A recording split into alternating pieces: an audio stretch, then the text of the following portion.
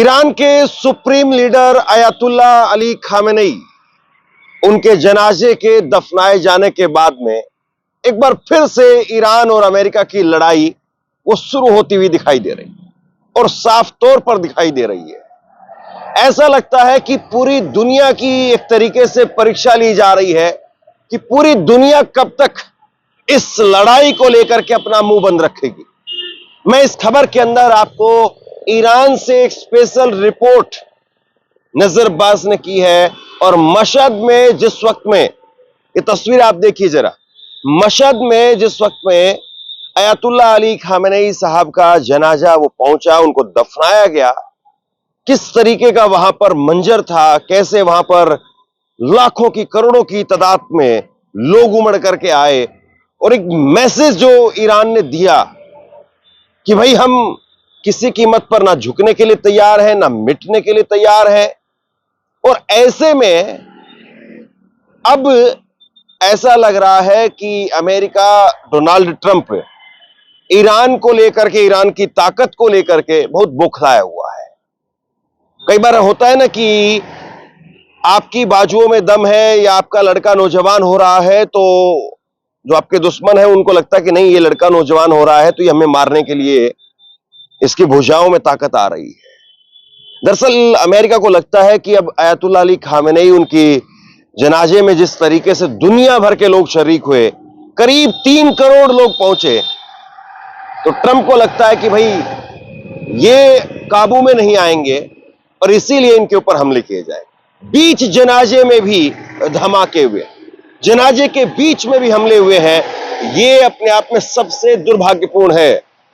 लेकिन धमाकों के बावजूद और जिस तरीके से मशहद शहर को काटने के लिए रेलवे ट्रैक्स को उखाड़ दिया गया, अब ऐसे में सवाल ये खड़ा हो रहा है कि सीधे तौर पर ट्रंप की मंशा क्या है।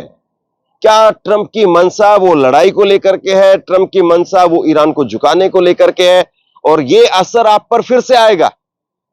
जो ब्रेंट क्रूड ऑयल है उसके दाम बढ़ रहे हैं, तेजी से बढ़ रहे हैं। फिर से कच्चे तेल के दाम फिर से बढ़ने लगे हैं। शेयर मार्केट में हाहाकार मचा हुआ है और ट्रंप के ऐसे बयानों से आप जानते हैं कि किस तरीके से पूरी दुनिया में उथल पुथल मचने लगती है। लोग ये मान करके चल रहे थे कि अब शांति की तरफ दुनिया लौटेगी। अब ईरान का मसला वो निपट गया है, शांति की तरफ दुनिया लौटेगी। लेकिन ऐसा दिखाई नहीं दे रहा है कि ट्रंप किसी तरीके से वापसी करते हुए दिखाई दें। और सबसे बड़ी चीज जो है समझने वाली वो यही है कि ट्रंप दूसरों को आबाद होते हुए या दूसरों को कम से कम अपने नेता के गम में शरीक होते हुए भी ये आदमी देख नहीं सकता है। बाकी आप इसी से अंदाजा लगा लीजिए कि ट्रंप किस मानसिकता का व्यक्ति है। और उसके साथ में जो इजराइल के लोग हैं, इजराइल में इस वक्त में खुशियां मनाई जा रही होंगी कि भाई अच्छा है, जंग शुरू हो रही है। लेकिन एक कहावत कही जाती है कि जब गीदड़ की मौत आती है तो शहर की तरफ भागता है। अब वो क्यों भागता है और उसके बाद में उसका क्या होता है, मैं आगे आपको कुछ नहीं कहूंगा। लेकिन सबसे पहले आप जिस वक्त में जनाजा निकल रहा था उस वक्त में किस तरीके का मंजर था, किस तरीके से लोग आए, आप ये तस्वीरें देखिए जो स्पेशली हमारे लिए नजरबाज रिजवी साहब ने भेजी है। बिस्मिल्लाहिर्रहमानिर्रहीम। मशहद में रहबर की फ्यूनरल और रहबर की तदफीन के लिए लाखों का मजमा जमा हो चुका है। कई मिलियन की तादाद में लोग यहाँ आ चुके हैं। कल रात से ही लोग यहाँ पे जमा होना शुरू हो गए थे। रहबर का जनाजा कल जो है वो इराक के अंदर था, नजफ और करबला में। अनएक्सपेक्टेड लोग वहाँ पे जमा हुए, कई मिलियन लोगों की तादाद वहाँ आई, इसलिए वहाँ पे प्रोग्राम डिले हो गया। आज यहाँ पे जो फ्यूनरल का प्रोग्राम था वो 6 बजे सुबह से शुरू होने वाला था, लेकिन अभी तक वो जो शब यात्रा कह लें या तशी कह लें या फ्यूनरल, वो शुरू नहीं हो सकी है। और हरम इमाम रज़ा के नज़दीक इस वक्त हम हैं और यहाँ पे आसपास की जितनी भी सड़कें हैं, जितनी भी गलियां हैं, उन सब में यही नज़ारा है। जैसे कि आप अभी यहाँ देख रहे हैं, रोड भर चुकी हैं, लोग सड़कों पे हैं, आज़ादारी हो रही है, नौहा और मातम। और ये जो लाल परचम आप देख रहे हैं सबके हाथों में, ईरान के परचम के साथ साथ लाल परचम भी लोगों के हाथों में है। और वो लाल परचम ये पैगाम है कि अभी हमें इंतकाम लेना बाकी है। इसी के साथ साथ 2 रातों से अमेरिका ने जो ईरान पे हमला किया है, शायद कोशिश ये है कि ईरान की आवाम को डराया जाए कि वो इस तरह के फ्यूनरल में जो बड़ी तादाद में शिरकत कर रहे हैं तादाद में कुछ कमी हो जाए। लेकिन ट्रंप को अभी तक ये समझ में नहीं आया कि जब जब उसने ईरान को और ईरानियों को धमकाने की डराने की कोशिश की है तो उनके जोश और जज्बे में बढ़ोतरी आई है, कहीं से कमी नहीं आई है। और वही चीज़ आज दिखने वाली है। ये वो मिल्लत है कि जो पिछले एक हफ्ते से अपने रहबर अपने सुप्रीम लीडर का गम मना रही है। और क्योंकि आज आखिरी दिन है, आज आखिरी अलविदा का लम्हा है, आज मशहद में वो मशहद कि जो आयतुल्ला खामनेई का नेटिव प्लेस भी है, यहीं पे वो पले बड़े, यहीं पे उन्होंने जो है अपनी ज़िंदगी शुरुआती गुजारी है। तो एक ख़ास तौर का रिलेशन भी है आयतुल्ला खामनेई का इस शहर से। और इस वक्त हम इमाम रज़ा के हरम के पास है, वो इमाम रज़ा का हरम कि जहाँ पे रहबर शहीद को दफन किया जाएगा, तदफीन किया जाएगा, उनकी खब्र वहीं पे बनेगी। तो ये सारे लोगों की कोशिश है कि हरम के अंदर जा सके, लेकिन इतनी ज़्यादा भीड़ है कि वो हरम के अंदर जाना अब मुमकिन नहीं है, जगह बिल्कुल नहीं है, दरवाजे बंद हो चुके हैं। तो अब ये लोग सड़कों पे ही, हरम के अतराफ़ की सड़कों पे ही खड़े होके गम मना रहे हैं और इंतज़ार कर रहे हैं अपने रहबर के जनाजे के आखिरी दीदार का। मशहद के अंदर इस वक्त मिलियन की तादाद में, लाखों की तादाद में इस वक्त लोग मौजूद हैं। जहाँ तक मैं इस वक्त एक 20 मंजिला इमारत के ऊपर खड़ा हूँ और जहाँ तक मेरी नज़र जा रही है मुझे सिर्फ हाथ में परचम लिए हुए लोग दिख रहे हैं और इन लोगों के ज़बान पे एक ही नारा है, वो है इंतकाम का नारा।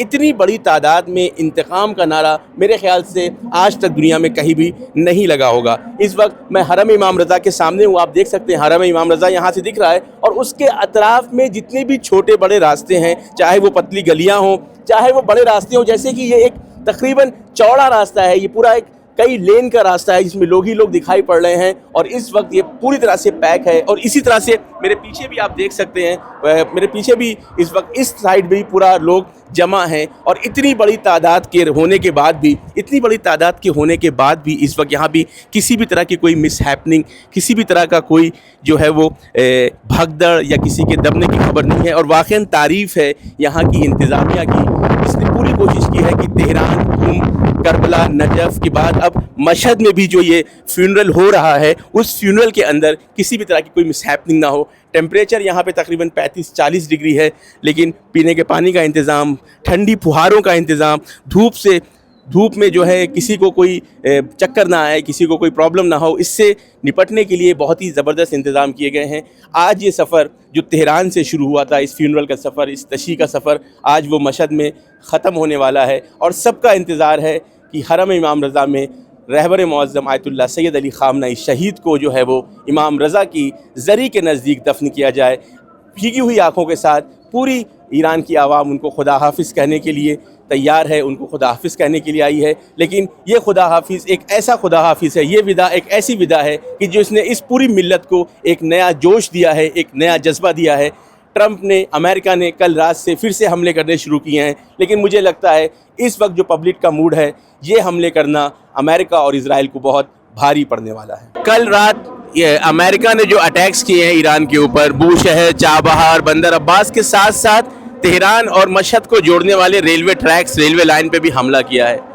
ट्रंप इस फ्यूनरल में शामिल होने वाले लोगों को देख के इतना ज़्यादा फ्रस्ट्रेट है कि कहीं ना कहीं कोशिश है कि एक ऐसा पैगाम ईरानियों को दिया जाए कि हम तुम्हारे पर हमला कर देंगे, हम तुम्हारे रेलवे ट्रैक्स को ख़राब कर देंगे ताकि यहाँ पे शिरकत में कमी आ जाए। लेकिन रेलवे ट्रैक टूटने के बाद भी, रेलवे लाइन जो है टूटने के बाद भी फ़िलहाल जो है वो ट्रेन की जो मूवमेंट है तेहरान और मशहद के दरमियान वो रुक गई है। लेकिन इन सब चीज़ों से ईरान की आवाम के ऊपर कोई फ़र्क नहीं पड़ने वाला है। और जिस तरीके से ईरान का बयान आया है, चाहे वो IRGC का बयान हो, चाहे फॉरेन मिनिस्ट्री का बयान हो, अगर आप उसको देखें तो ऐसा लगता है कि इस फ्यूनरल के बाद ईरान ने बड़ी तैयारी की है, जवाबी कार्रवाई की, क्योंकि 2 रातों से बड़े हमले किए हैं अमेरिका ने। और अमेरिका को ऐसा लग रहा है कि वो जो है वो डरा सकता है, धमका सकता है और ये अच्छा मौका है कि इस फ्यूनरल के दौरान यहाँ पे हमला किया जाए। आप मेरे सामने एक बैनर देख सकते हैं, यहाँ पे लिखा हुआ है, ट्रंप का यहाँ पे फोटो है, इस पे लिखा है देयर विल बी ब्लड, यानी एक तरह से पैगाम, चाहे वो तेहरान हो, चाहे वो कुम हो, चाहे वो आज मशहद, एक बड़ी तादाद यहाँ पे कई मिलियन लोगों की तादाद में एक आवाज़ में कह रहे हैं कि अपने रहबर का इंतकाम हमें लेना है। अब वो इंतकाम जो है वो सिर्फ किसी के कत्ल करके नहीं, किसी को सजा दे के नहीं है, बल्कि अमेरिकन इंटरेस्ट को, अमेरिकन वर्चस्व को इस पूरे खित्ते से ख़त्म करने के साथ साथ और फ़िलिस्तीन की आज़ादी का ज़मीना फराहम के साथ ये इंतकाम पूरा होगा। जिस तरीके से ईरान में इतनी बड़ी तादाद में लोग उमड़ करके आए हैं, करोड़ों की संख्या में लोग उमड़ करके आए हैं, ऐसा लगता नहीं है कि लोगों के ऊपर कोई बहुत ज्यादा असर था। लोग लाल झंडे लेकर के पहुंचे, यानी इंतकाम की बात हो रही है। जनाजे के बीच में बम बरसाए गए। अब ईरान कह रहा है कि हमारा जो रहबर था उसका जनाजा वो निकल गया, हमने दफना दिया, हमने आखिरी दीदार कर लिए और अब हम मर मिटने के लिए तैयार हैं। और बहुत सारी रिपोर्ट जो उन्होंने भेजी, जिसमें बहुत सारे लोगों से बात की, और बहुत सारे लोगों से बात करते हुए उन्होंने कहा कि यहां बहुत सारे लोग ऐसे हैं, करीब 3 करोड़ लोग बताए जा रहे हैं ईरान में, जो अपने आप को रजिस्टर करवा रहे हैं कि अगर ईरान को जरूरत है, ईरान किसी तरीके से अगर हमारी जान ईरान के अपने मुल्क के काम आ सकती है तो हम अपनी जान देने के लिए तैयार हैं। लेकिन सवाल यह है कि एक बड़ा ईरान के लिए जो मौका था, या ईरान जिस लम्हे का इंतजार पिछले 4 महीने से कर रहा था कि खामेनेई साहब का जनाजा वो दफनाया जाए, वो अब हो चुका है। जंग का पहला दौर वो भी खत्म हो चुका है। जो सीज फायर थी वो टूट चुकी है और अब जंग का दूसरा दौर कब और किस तरीके से, इसका इंतजार है। बिस्मिल्लाहिर्रहमानिर्रहीम। रहबर शहीद आयतुल्लाह सैयद अली खामनेई की ये तशरीह का पूरा प्रोग्राम आज मशहद में मुकम्मल हुआ। 1 हफ्ते तक चलने वाले इस प्रोग्राम का अगर खुलासा किया जाए तो ये प्रोग्राम फ्राइडे से जो है 3 जुलाई से शुरू हुआ, जिसमें सबसे पहले जो इंटरनेशनल मेहमान थे, जो डेलीगेट्स थे मुख्तलिफ ममालिक के, उनको जो है ज़ियारत कराई गई। उन्होंने जो है कॉन्डोलेंस और खिराज अक़ीदत पेश किया और उसके बाद सैटरडे, संडे और मंडे 3 दिन जो है ये जनाजा तेहरान के अंदर रहा, जहाँ पे 12 से 15 मिलियन की तादाद बताई जा रही है शिरकत करने वालों की। 2 दिन ये जनाजा मुसल्ला के अंदर रहा, जहाँ पे इनकी नमाज जनाजा भी पढ़ाई गई और तीसरे दिन यानी 6 जुलाई को जो है ये जनाजा जो है एक पूरी जुलूस की शक्ल में, एक तशरीह की शक्ल में जो है तेहरान में तकरीबन 20 किलोमीटर के एक रास्ते से गुजारा गया और वहाँ से फिर उसके बाद ये जनाजा कुम ले जाया गया, जहाँ पे एक बड़ी तादाद ने जो है इसमें शिरकत करी और मशहूर मरजा जो है आयतुल्लाह जवादी आमोली साहब ने इनकी नमाज जनाजा पढ़ाई और वहाँ पे भी पब्लिक ने, बहुत बड़ी तादाद में वहाँ पे भी पब्लिक ने शिरकत करी। पूरा कुम अगर आप देखें तो जमकरान से लेके हरम हज़रत मासूमा तक तकरीबन 6-7 किलोमीटर का रास्ता था और पूरे इस रास्ते में नमाज जनाजा पढ़ी गई, यानी मुत्तसिल सा पूरा पैक था रास्ता। उसके बाद इनका जनाजा, इनका पैकर जो है वो करबला और नजफ़ ले जाया गया, इराक़ ले जाया गया। और ये ख़ुद एक तारीख़ी लम्हा है कि जब ईरान या किसी भी मुल्क के सरबराह को, किसी भी मुल्क के रहबर या लीडर को किसी दूसरे मुल्क में ले जाया जाए, उसके जनाजे को दूसरे मुल्क में ले जाया जाए, और वो भी एक ऐसा मुल्क की जहाँ ये 8 साल तक जो है जंग चली हो, तो ये एक तारीख़ी वाक़या था। कई मानों में ये जो पूरा फ्यूनरल हुआ है, ये पूरा तशहीह और तदफीन का प्रोग्राम हुआ है, ये तारीख़ी है तादाद के एतबार से, इसके असरात के एतबार से, जिस तरीके से इमोशंस यहाँ देखे गए, जिस तरह से मोहब्बत के साथ, आंखों में आंसू के साथ लोगों ने शिरकत करी, चाहे ईरान हो चाहे इराक़ हो, और जिस तरीके से दूसरे मुल्क से भी और भी जो इनके पड़ोसी ममालिक हैं ईरान के, वहाँ से भी ये तकाजा था कि यहाँ भी रहबर के जनाजे को लाया जाए, लेकिन वक्त और दूसरे मुश्किलात की वजह से ये नहीं हो सका। और फिर आज ये इस सफ़र का आखिरी पड़ाव था वो मशहद शहर के अंदर, मशहद की जो इमाम रज़ा का शहर है, यहाँ पे हरम इमाम रज़ा मौजूद है और ये ख़ुद पैतृक शहर है आयतुल्लाह खामनेई का। वो यहीं के रहने वाले थे, यहीं पले बढ़े थे और यहीं पर उन्होंने अपनी इब्तदाई तालीम हासिल करी थी। आज इस पूरे सफ़र के बाद, शहादत के बाद 4 महीने के बाद उनका फ्यूनरल प्रोसेशन शुरू हुआ, तशरीह का प्रोग्राम शुरू हुआ और एक लंबे तवील 1 हफ्ते के इस प्रोग्राम के बाद आज उनको सुपुर्दे खाक किया जाएगा। मजमूई तौर से जो तादाद अब तक बताई जा रही है वो ईरान और इराक़ में मिला के 25 से 30 मिलियन लोगों ने जो है इनके जनाजे में शिरकत की है। ये तारीख़ का अब तक का सबसे बड़ा जनाजा है, सबसे बड़ी तशरीह है। इतनी बड़ी तादाद में लोगों ने शिरकत की है। साथ ही साथ आपने देखा पिछले 2 रातों से अमेरिका और इजराइल की तरफ से फिर से जो है ईरान के ऊपर हमले शुरू हो गए हैं और इन जनाजों के अंदर भी एक अहम बात जो बार बार देखी गई हो, चाहे तेहरान, चाहे कुम, चाहे मशहद हो, चाहे वो इराक़ हो, वो है रहबर के इंतकाम की बात। तो अब देखना ये है कि इस तशरीह के प्रोग्राम के बाद, फ्यूनरल के बाद, सुपुर्द खाक करने के बाद ईरान की तरफ से क्या स्टैंड लिया जाता है, ईरान की तरफ से क्या जवाब आता है और आगे ये जंग किस तरफ जाती है, ये हमें जल्द ही मालूम चलेगा। इसमें कोई गुंजाइश नहीं है कि जंग होगी तो जंग में ईरान फिर उसी तरह से हमले करेगा, और इसमें रत्ती भर भी शक नहीं है कि ईरान ने अपनी तैयारी नहीं की होगी। इसमें रत्ती भर भी शक नहीं है कि अमेरिका ने अपनी तैयारी नहीं की होगी। इसमें रत्ती भर भी शक नहीं है कि इजराइल ने अपनी तैयारी नहीं की होगी। लेकिन, और ये बहुत बड़ा लेकिन है, लेकिन अमेरिका और इजराइल की जो कैपेसिटी है, जो तरीका है, या उनके पास में जो बड़े मिसाइल, ड्रोन्स, उनको तैयार करने में वक्त लगता है, जबकि ईरान के पास में जो टेक्नोलॉजी है, ड्रोन्स है, मिसाइल है, वो उनका मेड इन ईरान है सब कुछ तकरीबन। वो बाकी रसिया से लेते हैं, चाइना से लेते हैं, बहुत सारे ऐसे हथियार तो है जो शाहिद ड्रोन, जिसका पिछली बार जलवा देखने को मिला था, वो रसिया को उल्टा सप्लाई कर रहे थे। फिर उसके बाद में मैक्रो जो है वो आते हैं, इमैनुअल मैक्रो, और वो कहते हैं कि भाई रसिया को जो इन्होंने ड्रोन दिया था उससे हम निपटना जान चुके हैं, वो अरब देशों को बेचने के लिए गए। तो कुल मिलाकर के अब जो जंग शुरू होगी, उस जंग में किस तरीके का मंजर होगा, किस तरीके का माहौल होगा, और सवाल इस बात का है कि उस जंग के अंदर ईरान क्या करेगा, इजराइल क्या करेगा, अमेरिका क्या करेगा, और उसके साथ साथ आप और हम किस तरीके से सरवाइव करेंगे, क्योंकि पहली ही जंग में इतनी दहशत देखने को मिली थी। अब जो इंतकाम होगा वो एक तरीके से फुल एंड फाइनल, अल्टीमेट होगा। दुआ कीजिए कि किसी तरीके से ट्रंप को सद्बुद्धि आए, वो जिस रास्ते पर है उस रास्ते से वापस आए। ईरान इंतजार में है, वेट एंड वॉच।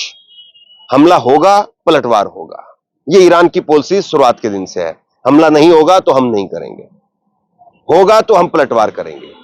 जिस तरीके का हमला होगा उस तरीके का पलटवार करेंगे।